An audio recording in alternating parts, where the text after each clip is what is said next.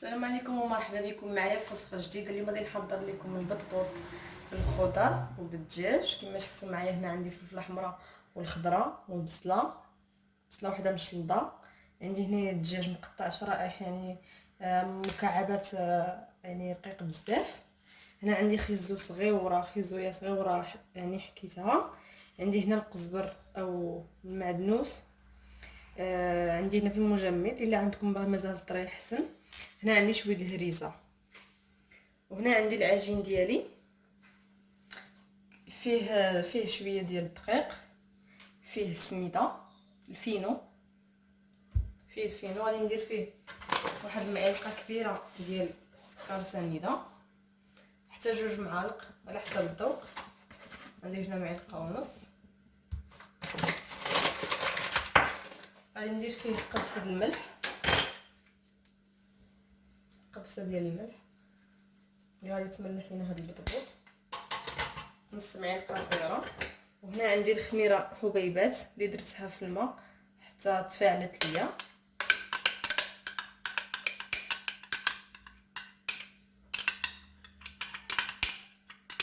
هنا تقدروا ديروا حتى 2 أو 3 المعالق ديال الحليب بودره. الا عندكم الحليب بودره تقدروا ديروه حتى هو. كيجي زوين في العجين، ما كيخليش العجينه ديالكم تجي مدقسه من الداخل ولا هذا، كتجي زوينه رائعه بصراحه. غادي نعجن هاد المكونات بالماء دافي. هنا ان شاء الله غادي نبداو بالعجين ديال البطبوط ديالنا. حاولوا الماء يكون شويه دافي.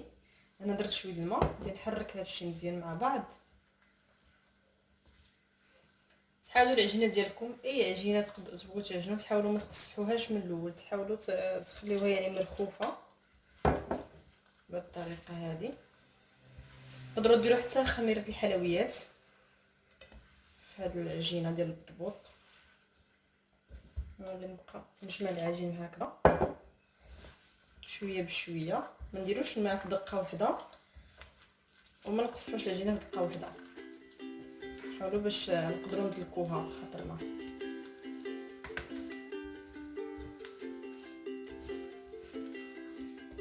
بهذه الطريقه هذه.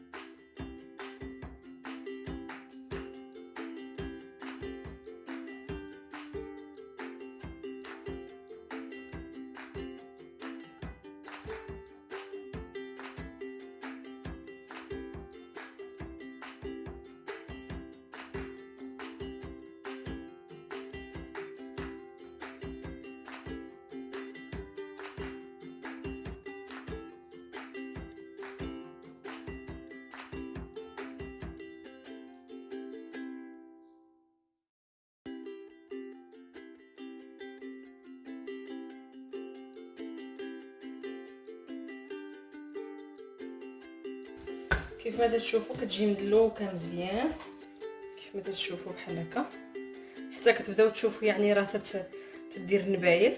كيف ما شفتوا هاد النبايل هذا يعني راه مدلوكه مزيان، وكتجي كتشي تلاصق شويه، حيت خاصها ما تجيناش جاريه بزاف وما تجيناش العجينه ديالنا قاصحه. المهم دابا غادي نخليوها ترتاح يعني تخمر لينا بما طيبنا الحشوه. غادي ندهنها بشويه الزيت وغادي نغطيها بالسلوفان.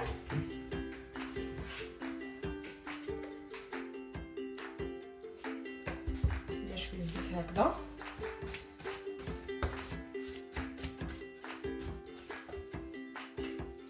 غادي نديرها هنايا. غادي نبداو بالحشوه. خليت العجينه ديالي تخمر، غادي نبدا ان شاء الله بالحشوه. عندي هنا المقله، غادي ندير فيها شويه الزيت البلديه، تقدروا تعاودوها بالزيت نباتيه.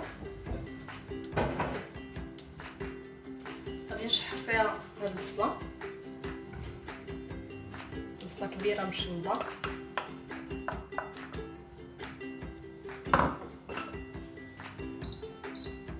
ندير فيها شويه الملحه باش غادي نعاونها باش انها تذوب ليا. شويه الملحه، وعندي الثوم بودره، تقدروا تعاودوها بالثوم العاديه او الطريه. غادي نشحرها واحد شويه، ومن بعد غادي نضيف عليها الخضر والدجاج.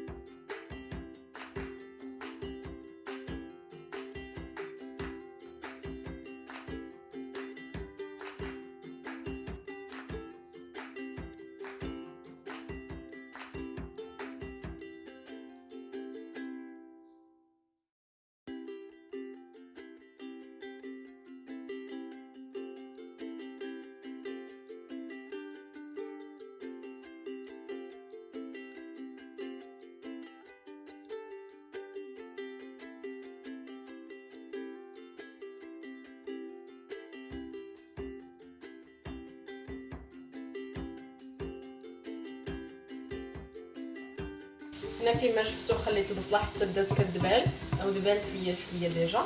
غادي ندير معاه قطع ديال الدجاج، ندير معاه قطع ديال الدجاج نشحر معاه شويه.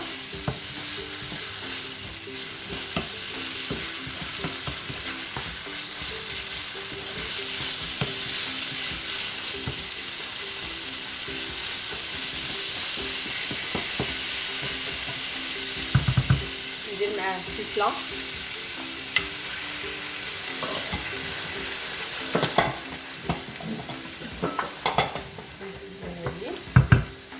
خيزويه صغيره.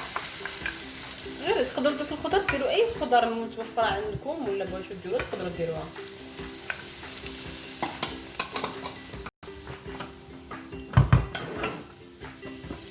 كيف ما شفتوا درت يعني غير الملحه قبيله. دابا ان شاء الله غادي نزيد شويه الابزار، شويه سكنجبير او الزنجبير،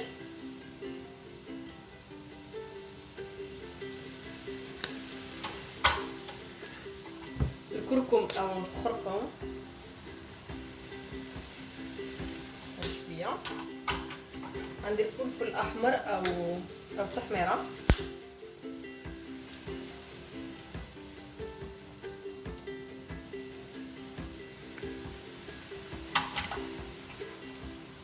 غادي ندير معاه القزبر اليابس، وهذا كيجي زوين، كيجي بنين في الحشوات.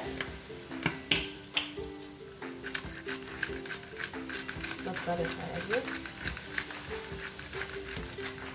كيجي رائع في الحشوات. هذا القزبر اليابس والابزار كيجي رائع. وهنايا عندي فلفل احمر، عفوا وي فلفل احمر من الحار، عندي الهريسه. غادي نحرك هادشي مع بعض، ندمج مع بعض. غادي نخلي المعدنوس ديالي حتى لاخر لحظه عاد غادي نضيفو، ما غاديش نضيفو دابا.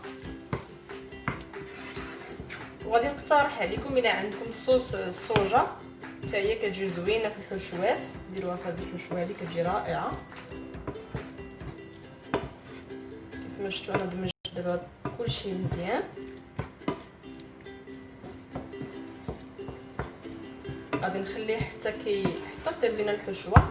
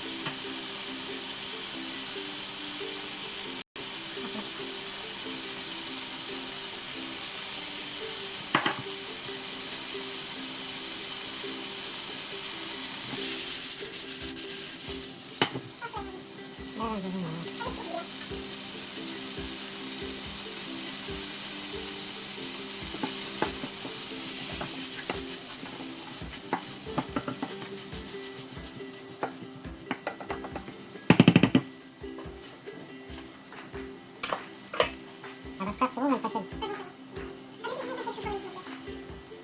عندك بلاستيك اذا انتبهوا لي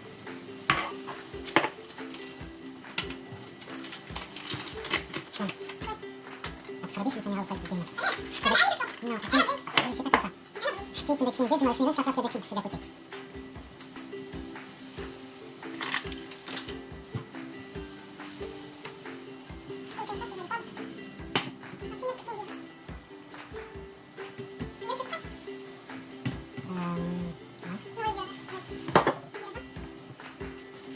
كيفاش ضربت كيف فوالا خلاص نضيف دابا هادي اللي ناقص نضيف اللي صافي خديناها زين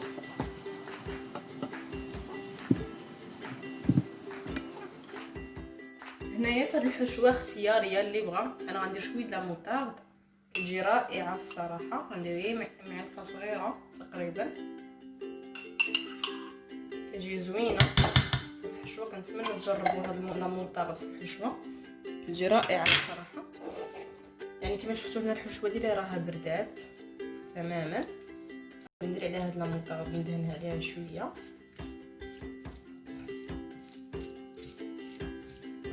بالطريقه هذه.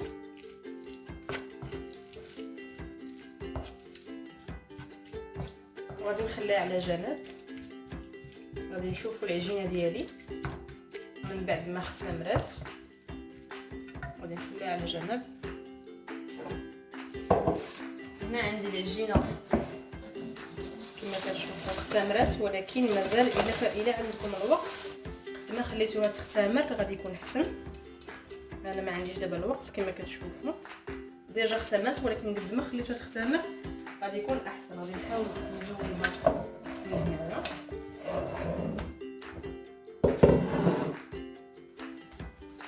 كما تشوفوا هكا نحاول نخرج لها داك الهواء ديالها. غادي نحاول نقسمها على جوج. انا درت كميه هنا صغيره، نشوف الكميه بطبيعه الحال كتبقى على حسب افراد العائله. غندير هنا شويه ديال الدقيق،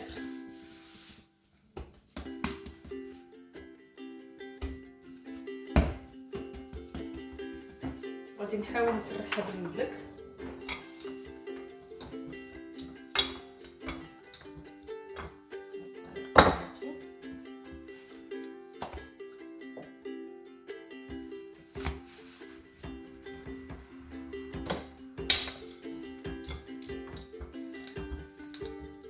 نحاول يكون الحجم ديالها يكون رقيق، يكونش غليظ.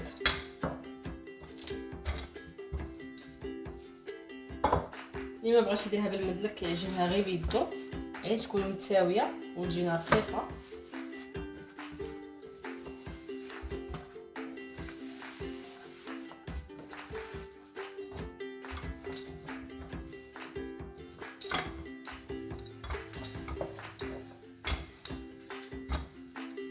كما شفتوا كنديرها رقيقه حيت راه كتنتفخ، وعاود باش ما تجيناش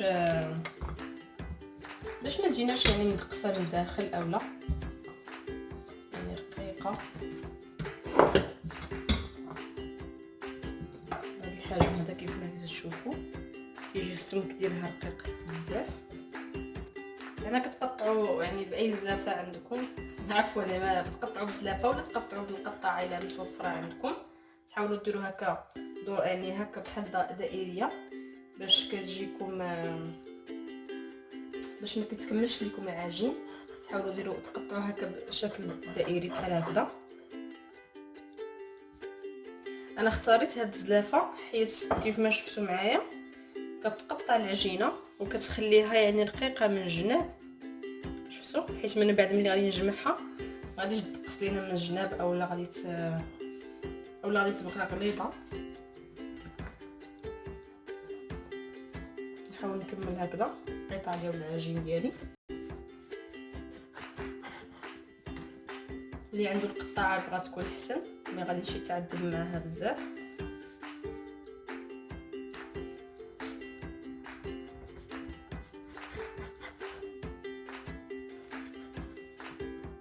هنا الحشوه عندي بارده كما قلت لكم، يعني ما خاصهاش تكون سخونه.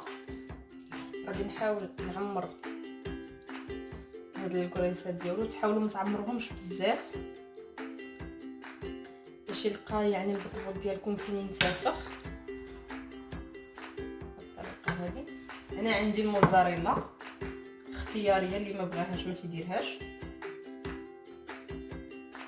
انا غادي نستعمر الكريسات كلهم. كما قلت لكم حاولوا ما تعمروهمش بزاف باش ما تلقاوش مشكل من بعد.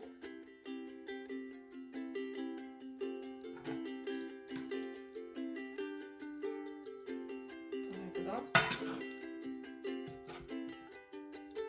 يجي رائعين هذا القرص ولا هذا البطبوط، يجي رائع الصراحه.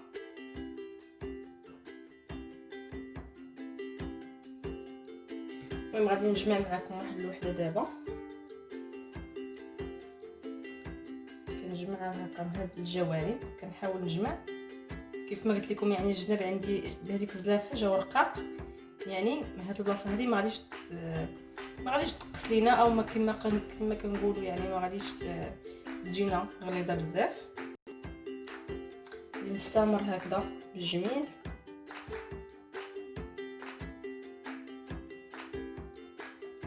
بالطريقه هذه ما عرفتش واش واضح لكم في الصوره، كنتمنى تكون واضحه الصوره بحال هكذا كيف ما تشوفوا. غادي نخليها ترتاح وانا غادي نستمر بالكميه اللي عندي. قلت مازال ما بديتش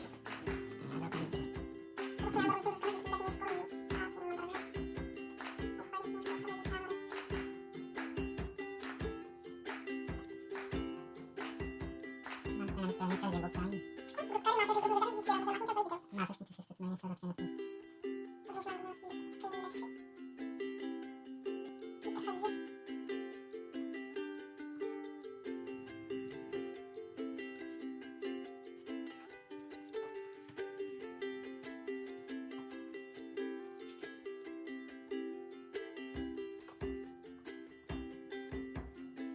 من كتبوك كاين مصباح 55 واحد بغيتو تديرو على ثلاثة واش هي باش باسكو كيبان تحت بالك الصوت ديالك كلشي ما بينش يعني باش تبغي تطلع باش تفهم الفوق ما تكونش تحت بدات نطلع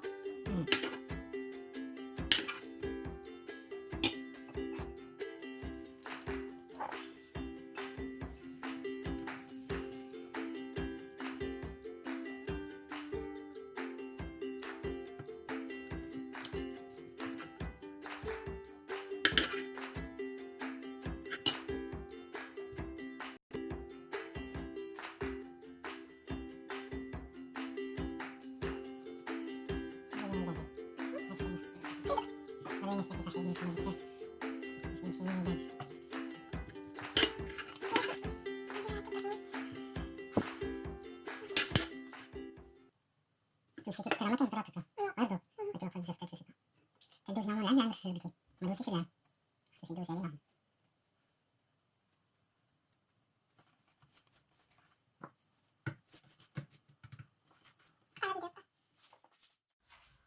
هنايا كيف ما شفتوا درت المقله دهنتها بشويه ديال الزيت، غير دهنتها شويه ماشي زعما خصني نخلي فيها الزيت ولا شي حاجه، غير دهنتها هكا شويه ونخلي المقله حتى تبدا تسخن.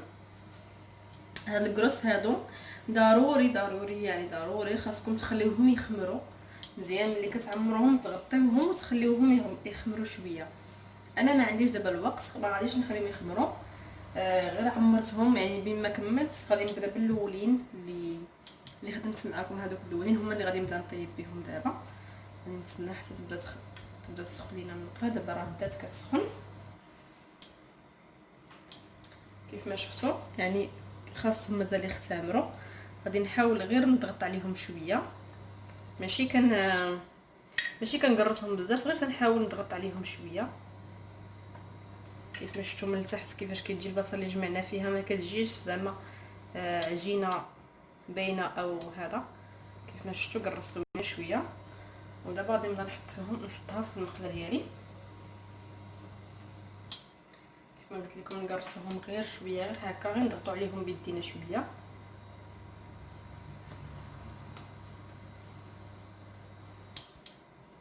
نحطها بحال الطريقه، ولا عافيه على بوطه مهيله ما كتكونش مجهده البوطه. تقدروا تدهنوهم هادو غير بالبيض وتخشيوهم في الفران، حتى في الفران تيجيو غزالين. اولا عندكم الاله ديال البانيني كيجيو رائعين في الاله ديال البانيني. هنا درت 3 اللي كفات ليا في المقله على بوطه مهيله كما قلت لكم.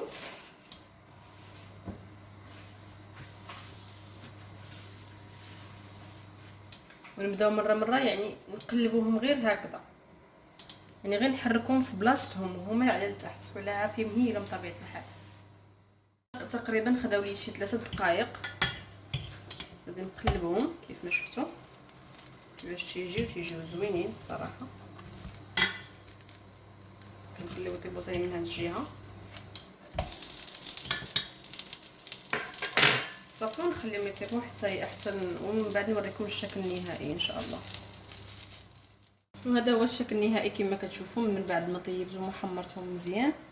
كيفاش تيجيو رائعين. كنتمنى تجربوهم، كيجيوش لا مدقسين ولا والو. غادي نفك معكم واحد الوحده باش تيجيو من الداخل، يعني تيجيو غزالين بصراحه. نتمنى تجربوهم، كيجيو مفخخين كما شفتوا، يعني لا ما مدقسين ما والو. والموزاريلا او الفرماج كيبقى على حسب الذوق ماشي ضروري. كنتمنى تجربوهم. الا عجبتكم الوصفه ما تنساوش لايك وتابونا في راشي اللي مازال ما تابوناش، والى وصفه جديده ان شاء الله.